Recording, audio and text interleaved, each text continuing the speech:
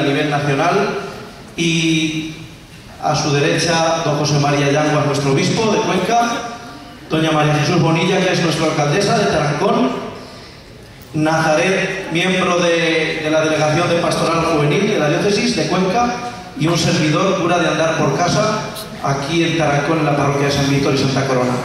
Vamos a comenzar con una oración que un poquito pues dirige don José María para ponernos en presencia del Señor y comenzar esta charla.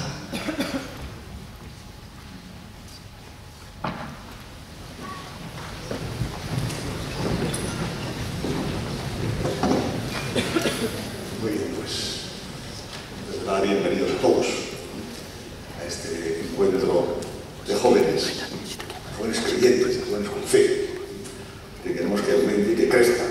Para eso nos hemos reunido, para convivir, para compartir y para celebrar juntos nuestra fe. Ojalá el Señor quiera aumentárnosla, para eso se la pedimos, como hacían los apóstoles, que necesitamos para ser testigos valientes, generosos, audaces de esa fe en ti, para la salvación del mundo.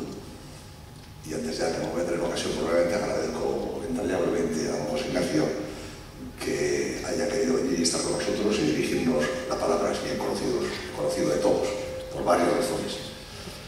Rezamos a la Santísima Virgen, Nuestra Señora de Riánsares, una de María, para que bajo su protección se desarrolle esta jornada.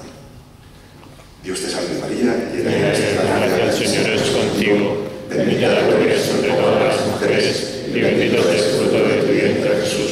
Santa María, Madre de Dios, ruega por nosotros pecadores, ahora y en la hora de nuestra muerte. Amén.